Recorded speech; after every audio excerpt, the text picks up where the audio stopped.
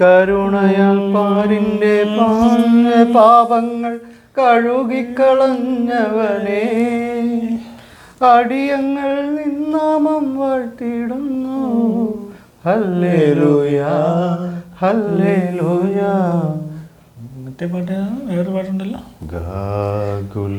അതാണോ? അതല്ലേ. നമുക്കൊരു ക്രിസ്തീയ ഗാനം ആലപിച്ചുകൊണ്ട് നമ്മുടെ പരിപാടിയിലേക്ക് കിടക്കാം. ആദ്യം മൗനപ്രാർത്ഥന.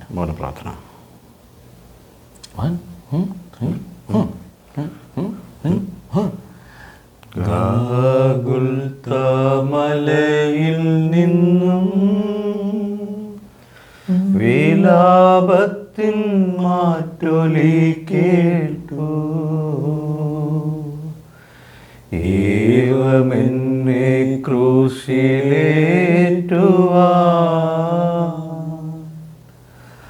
അപരാധമെന്തു ഞാൻ ചെയ്തു. ഗാഗുൽത്താമലയിൽ നിന്നും വിലാപത്തിൻ മാറ്റൊലി കേട്ടു, ഏവമെന്നെ ക്രൂശിലേറ്റുവാൻ അപരാധമെന്തു ഞാൻ ചെയ്തു. മുന്തിരി ഞാൻ നട്ടു നിങ്ങൾക്കായി, മുന്തിരി ചാറൊരുക്കി വച്ചു,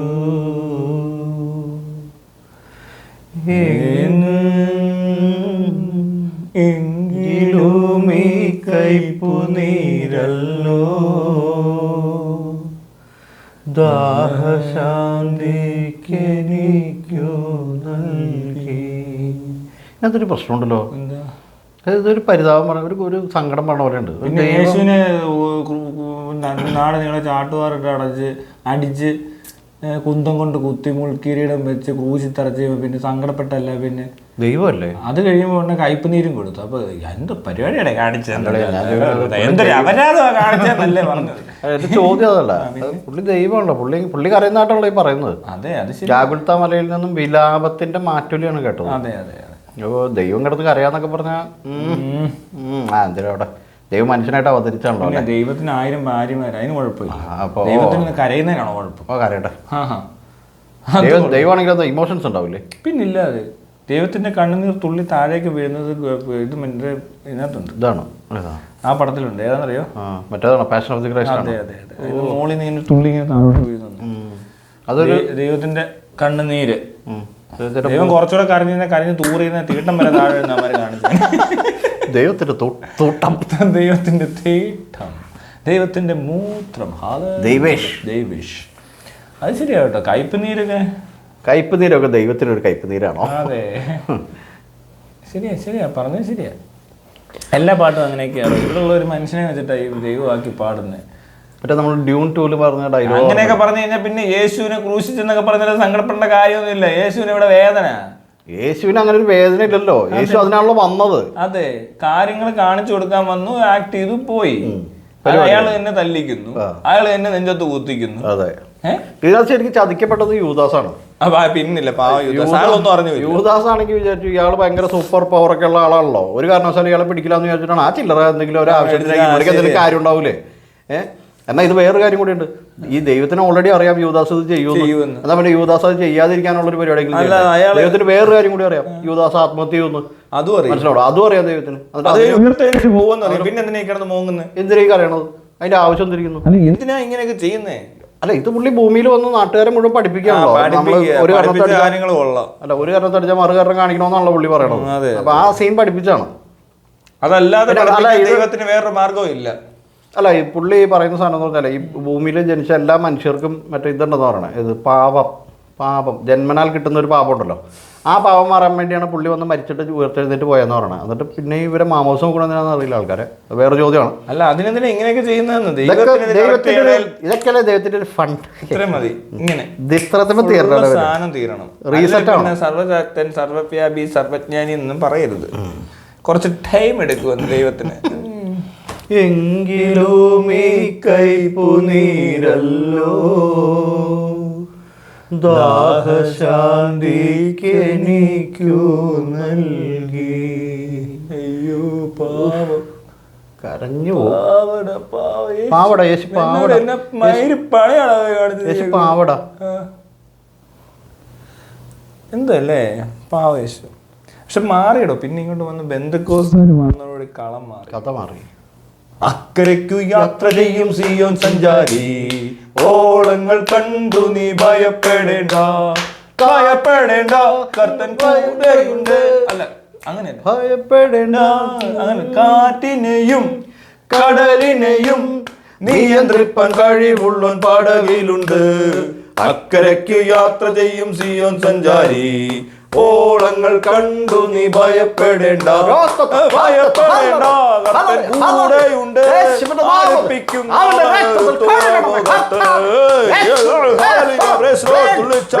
കർത്താവിനെ സ്തോത്രം ചെയ്യുക. അടിച്ച് പൊളിക്ക്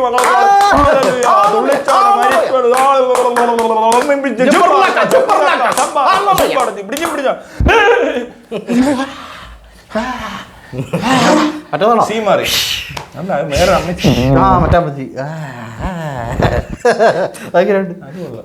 ആ സീനൊക്കെ മാറ്റിക്കള്, ഫുൾ സെറ്റ്.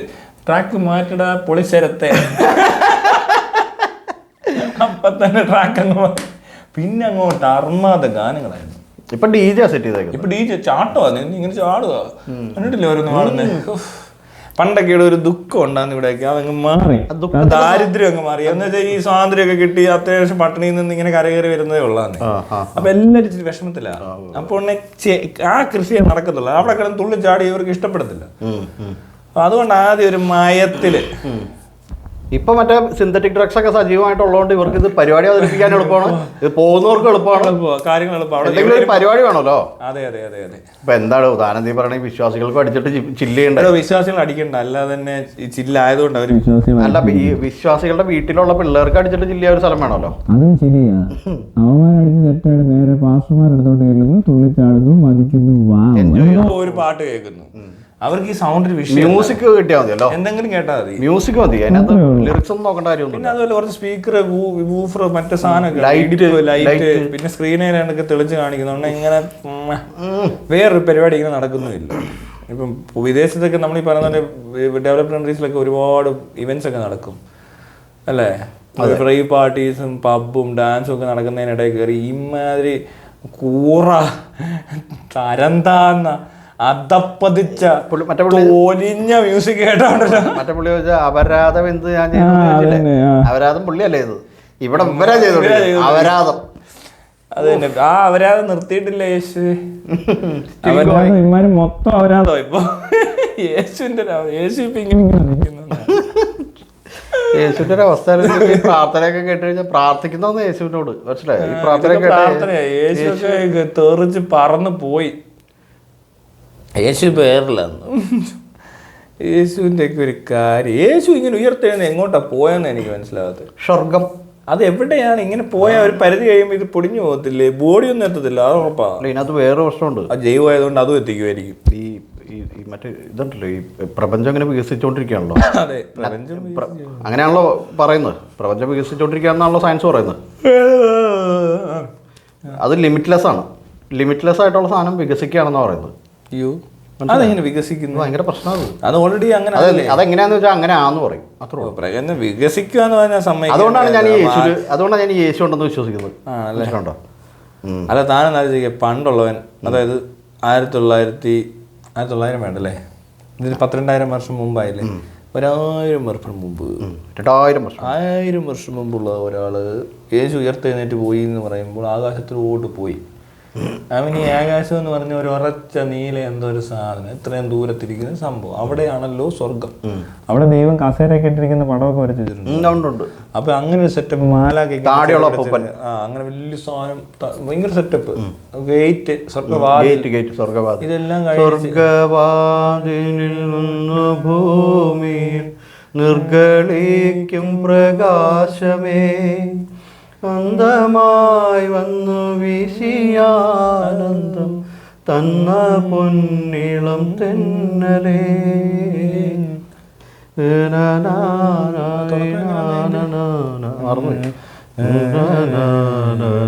താനേ പരിശുദ്ധാത്മാവേ നീ എഴുന്നള്ളി വരണമേ എൻ്റെ ഹൃദയത്തിൽ ദിവ്യഗാനങ്ങൾ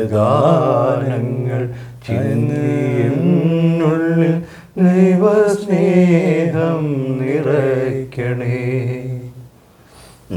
അതിന് പറ്റാത്ത ഒരു കാര്യം എന്ന് പറയുന്നത് ഒരു പോരായ്മയാണ്. ഇതൊക്കെ ഒരാൾ ഇന്ന് പറയണോടാ ദൈവമേ ചെയ്താ പോരെ, അങ്ങ് ചെയ്ത് വെച്ചേക്കണം നേരത്തെ, അവനെ കൊണ്ട് ഇത് പറയിക്കരുത്. മനസ്സിലായി? നാണക്കേടാണ് കേട്ടാ, ദൈവത്തിന് നാണക്കേടാണ്. നാണക്കേടും മറ്റുമൊക്കെയാണ് ബ്രോ. ആണ് അതങ്ങനെ പാടാനൊന്നും പറയാൻ പാടില്ല, ഇവിടെ നിന്ന് ആരും അങ്ങനെയൊന്നും പറയാൻ പാടില്ല. വേറൊരു സാധനമുണ്ട്, പാട്ട് പാടി പ്രാർത്ഥിക്കുന്നത് ദൈവത്തിന് കൂടുതൽ ഇഷ്ടമാണെന്ന് പറഞ്ഞ ഒരു അച്ഛനെ എനിക്ക് ഓർമ്മയുണ്ട്. അവൻ എവിടെയാണാവോ ആ പന്നി എന്നെ കൊണ്ട് കുറെ പാടിച്ചിട്ടുണ്ട്. അങ്ങനെയാണ് താൻ ഇങ്ങനെ പാടാൻ പഠിച്ചത്. ആ പാടിക്കണം ഇയാള്, പാടെന്ന് പറയണത്. അത് പാട്ടോട് പാടിക്കോ എന്ന് പറയാം. അത് ദൈവത്തിന് കൂടുതൽ ഇഷ്ടമാണ്. ഓ ഓക്കെ. അപ്പോൾ അങ്ങനെയാണെങ്കിൽ ഈ നമ്മളിങ്ങനെ പറഞ്ഞ് പ്രാർത്ഥിക്കുന്നതിലും ഇഷ്ടം ദൈവത്തിന് പാടി പ്രാർത്ഥിക്കുന്നതാണെന്ന് പറഞ്ഞിട്ട് ഞാൻ അപ്പോൾ കൂടുതൽ എഫക്റ്റ് ആയിക്കോട്ടെ എന്ന് ഓർത്തിട്ടെ മ്യൂസിക് കുറച്ച് മ്യൂസിക് വിത്ത് ബോഡി ബസ്സിൽ ഞാൻ നല്ല കൊമയാ. പക്ഷെ എനിക്ക് അങ്ങോട്ട് അതിനൊന്നും പറ്റിയിട്ടില്ല. എനിക്ക് മുട്ട നിന്ന് പ്രാർത്ഥിച്ച കൂടുതൽ എഫക്ട് ഉണ്ടെന്ന് പറഞ്ഞിട്ട് ഞാൻ മുട്ട കുത്തിവെക്കുക. ഓ മയിര് എനിക്ക് ഇഷ്ടമല്ലായിരുന്നു മുട്ട കുത്തിക്കുന്നത്. അത് ഞാൻ വെറുതെ കുറച്ച് ദിവസമൊക്കെ ചെയ്തു. ഒരു മയിര് നടക്കാതായപ്പോൾ ഞാനങ്ങ് നിർത്തി. പിന്നെ ഇമാര് മയിരൊക്കെ എത്ര പ്രാവശ്യം കാണിക്കും. ഈ മുട്ടിൽ ഞാൻ അങ്ങനെ കുത്തി നിന്നിട്ട് ഈ വേറൊരു പരിപാടി ഉണ്ടോ, ഈ റോമൻ കാത്തലിക് ചർച്ചസിലാണ് ഇത് കൂടുതൽ എനിക്ക് തോന്നുന്നത്. മുട്ടെടുത്തലും കലാപരിപാടിയും കാത്തലിക് ചർച്ചസിലാണ്. നമ്മളിവിടെ കൂടാരപ്പള്ളി എന്നൊക്കെ പറഞ്ഞ പള്ളിയിലൊക്കെ പോയി ഞാൻ പണ്ട് മുട്ട കുത്തിവെക്കുക. ഇവരെയാണ് എന്നെ മാമോദീസ നോക്കിയത്. കാത്തലിക് ആണ് ഞാൻ അല്ലെ, അങ്ങനെ ആയിരുന്നു പണ്ട്. അത് കഴിഞ്ഞ് പിന്നെ വേറെ ടിസ്റ്റ് നടന്നു. പിന്നെ അങ്ങോട്ട് മാറുന്നു, പിന്നെ എന്നും ഇല്ലാത്തടത്തോട്ട് പോയപ്പോ ഒരു സമാധാനം ഒരു കറക്റ്റ് സ്ഥലത്ത് എത്തിയിട്ടുണ്ട്. ഓക്കെ. ഈ കന്യാസ്ത്രീമാരുണ്ടാവല്ലോ, അപ്പൊ നമ്മളിങ്ങനെ മുട്ടുകുത്തിയൊക്കെ ഇങ്ങനെ അഡ്ജസ്റ്റ് ചെയ്ത് ഒളിച്ചൊക്കെ പതുക്കെ ഒന്ന് ഇരിക്കാനൊക്കെ നോക്കും. ഈ കാലിലോട്ട് തന്നെ പതുക്കെ ഒന്ന് ഇരുന്നിട്ട് മുട്ടുവേന എടുത്തിട്ടെ 10-12 വയസ്സല്ലേ ഉള്ളൂ. അപ്പൊ വേദനയൊക്കെ എടുക്കും. അപ്പൊ പതുക്കെ ഒന്ന് ഇരിക്കാന്ന് വെച്ചാൽ അങ്ങോട്ട് പതുക്കെ ഒന്ന് ഇങ്ങനെ ഇടാകുമ്പോഴേക്കും ഈ മയിലുകൾ നോക്കി നിൽക്കുകയാണ്. നോക്കി എന്നിട്ട് ഇങ്ങനെ നോക്കിയിട്ട് കണ്ണുരുട്ടി കാണിക്കും. അയ്യോ, അപ്പൊ തന്നെ പേടിച്ചിട്ട് നമ്മൾ ദൈവം പിടിക്കുമല്ലോ കുഞ്ഞു പിള്ളേരെ. ഇതല്ലേ പരിപാടി, 10 വയസ്സുള്ള പിള്ളേരാണല്ലോ പിടിക്കുന്നത്. അതോടെ ഞാൻ പിന്നെ ഒരു സമയത്ത് പോയിട്ടേ ഇല്ല, പോയിട്ടുള്ളൂ. ഞാനും വളരെ ചെറിയ പ്രായത്തിൽ പോയതാണ്, അതോടുകൂടി അവസാനിപ്പിച്ചു. അത് മതിയായി, അത്രേ ഉള്ളൂ. ലോകമല്ല, അത് കഴിഞ്ഞിട്ടുള്ള ദൈവമൊക്കെ മതി. പിന്നെ പണ്ട് വേറൊരു കോമഡി ഉണ്ട് കേട്ടോ. ഈ പള്ളിയിൽ ഇങ്ങനെ ഈ പ്രാർത്ഥനയുടെ ഇടയിൽ പാത്രമായിട്ട് ഇങ്ങനെ ആൾ വരില്ലോ, മറ്റേ ഇത് മേടിക്കാൻ ഈ പിരിവുണ്ടല്ലോ അവരുടെ, മനസ്സിലായി? ഒരു എന്തായാലും പറയണം, എന്തോ ഒരു സാധനം ഒരു പാത്രമായിട്ട് വരും ഇങ്ങനെ. അതിൻ്റെ ഇങ്ങനെ ആളുകൾ കോൺട്രിബ്യൂട്ട് ചെയ്യും, പൈസ കൊടുക്കും. അപ്പം ഞാൻ എന്ത് ചെയ്തു, എൻ്റെ അടുത്ത് വന്നപ്പോൾ സോണി എന്ന് പറഞ്ഞൊരു കമ്പനിക്കാരൻ ഇങ്ങനെ നടന്നുണ്ട്. അവൻ ഈ ഓൾട്ടർ ബോയ് ആണ്. അപ്പോൾ ഇവനിങ്ങനെ ഇത് സാധനം പിടിച്ചോണ്ട് വരികയാണ്. അപ്പോൾ എൻ്റെ അടുത്ത് വന്നപ്പോൾ ഞാനിങ്ങനെ വെറുതെ പോക്കറ്റിൽ ഇങ്ങനെ കൈയിട്ടിട്ട് ഇങ്ങനെ കാണിച്ചു, മനസ്സിലായോ? അപ്പോൾ പൈസ ഇട്ടിട്ടില്ല, വെറുതെ ഇങ്ങനെ കാണിച്ചു. അപ്പോൾ ഇത് കഴിഞ്ഞിട്ട് അവൻ പോയി അവിടെ ചെന്നിട്ട് അവൻ ഈ കുർബാനയൊക്കെ കഴിഞ്ഞ് കഴിഞ്ഞപ്പോൾ അച്ഛൻ പേര് വിളിക്കണം എൻ്റെ. അപ്പോൾ ഞാനോർത്ത് ചിലപ്പോഴേ ഈ പാട്ട് പാടിക്കാനൊക്കെ ഇടയ്ക്ക് വിളിക്കുന്ന ഒരു പരിപാടിയുണ്ട്, അങ്ങനെ വല്ലതായിരിക്കും എന്ന് വിചാരിച്ചു. ഈ പുള്ളി എന്നെ അവിടെ എഴുന്നേൽപ്പിച്ച് നിർത്തിയിട്ട് ഒരു ചുമട് തെറി എന്ന് പറഞ്ഞാൽ ലിറ്ററലി തെറിയല്ല, പുള്ളി അങ്ങോട്ട് വഴക്ക് പറയണ തന്നെ. എന്താണ് ഇങ്ങനെ കാണിക്കാൻ പാടില്ല, ദൈവം ശപിക്കും, ദൈവശിക്ഷ ഉണ്ടാവും നിനക്ക് എന്നൊക്കെ പറഞ്ഞിട്ട് ഈ ഇത്ര ആൾക്കാരുടെ മുമ്പിൽ വെച്ചിട്ട് ഒരു സാധനം തന്നു. ആ തെണ്ടി തന്നെ എന്നോട് പിന്നെ അതിന് മുമ്പ് പറഞ്ഞത് പാട്ട് പാടി പ്രാർത്ഥിച്ചു കഴിഞ്ഞിട്ടുണ്ടെങ്കിൽ ദൈവം പെട്ടെന്ന് കേൾക്കുമെന്ന്, കൂടുതൽ കേൾക്കുമെന്ന്, മനസ്സിലായോ? അപ്പോൾ ഒരു 10-12 വയസ്സുള്ള പിള്ളേരെ ഒന്നും എങ്ങനെ കൈകാര്യം ചെയ്യണമെന്നൊന്നും അറിയാൻ പാടില്ലാത്ത ഇവന്മാരാണ് ഇവിടെ ദൈവത്തിനെ മാർക്കറ്റ് ചെയ്യുന്നത്, മനസ്സിലാവുണ്ടോ എനിക്ക്? അപ്പോൾ ഒരു ഉണ്ടേ അറിയാൻ പാടില്ല, ഒരു 12 വയസ്സുള്ള കൊച്ചിനോട് എങ്ങനെ ബിഹേവ് ചെയ്യണമെന്ന് അറിയാൻ പാടില്ലാത്ത ഈ പൊട്ടൻ ലോഹയും ഇട്ട് നടന്നിട്ട് അങ്ങനെയൊക്കെ പറയാതെ അവരെത്രയോ ഭേദം. മറ്റിടത്ത് പഠിക്കാൻ പോകുന്ന പിള്ളേരെ കൊണ്ട് പറയുന്നില്ല. ഓ പീഡിപ്പിച്ച് ജയിലിൽ കിടക്കുക കുറെ പറയന്മാര്. അധ്യാപകരാണ് അത്ര. അധ്യാപകൻ എന്ന് വിളിക്കാവോ അവനെ? അധ്യാപകൻ, മദ്രസ അധ്യാപകൻ. അത് അങ്ങനെ ആരെയും വിളിക്കരുത് കേട്ടോ, ആരെയും വിളിക്കും, മോശം ഇൻകറക്റ്റ് വാക്കായിരിക്കും മദ്രസ അധ്യാപകൻ എന്ന് പറയുന്നത്. കൊച്ചു കുട്ടികളെ ബലാത്സംഗം ചെയ്യുന്നവരെ വിളിക്കുന്ന വാക്കാണ്. അതെ അതെ, അത്രേ ഉള്ളൂ. കൂടുതൽ ഡെക്കറേഷൻ ഒന്നും വേണ്ട, വലിയ സംഭവം ഒന്നും ആക്കണ്ട. ഭയങ്കര അങ്ങേറ്റത്തെ പുസ്തകവും വലിയ ദൈവമൊക്കെ ആയിരിക്കും. പക്ഷേ ഈ ഗ്രന്ഥം അതിനകത്ത് ഇല്ലാത്ത ഒന്നുമില്ല. പക്ഷേ അതിനകത്ത് പഠിപ്പിക്കാൻ വരുന്നതും കൊച്ചു പിള്ളേരെ പിടിച്ചിട്ട് അലക്കും, അസലായി അലക്കും, വാലക്ക മനസ്സിലായി. അത്രേ ഉള്ളൂ. കൂടുതൽ ഒന്നും പറയാനില്ല ആരും. ചുമ്മാ ഇരിക്കേ. എനിക്ക് അത് കേൾക്കും. പൊത്തളത്തിൽ വേണ്ടൊക്കെ എല്ലാം ഉള്ള പുത്തളമാണ് അത്. അങ്ങനെ പറയാണ് വലിയ കണ്ട അറിവാണ് ഇതൊക്കെ. ഇതൊക്കെ അറിഞ്ഞിട്ട് ചെയ്യുന്ന ഇതാ. പോട്ടെ, ഈ പറഞ്ഞ പോലെ പല പല പല കാര്യങ്ങളും ഉണ്ട്. ഈ വിഡ്ഢിത്തരങ്ങൾ ഇഷ്ടം പോലെ ഉണ്ട്. പെണ്ണുങ്ങൾ ഉടുക്കാൻ മറ്റേ മറച്ച് ചാക്കിനകത്ത് പൊതിയണം. പിന്നെന്താ, പിന്നെ അത് അവരുടെ റൈറ്റ്സ് ആണ്.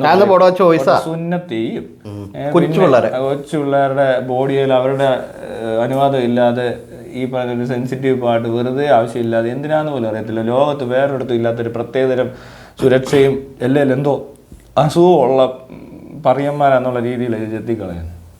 ഇങ്ങനെയെല്ലാം ചെയ്യുന്നിടത്ത് നിൽക്കെ പോട്ടെ. ഒരു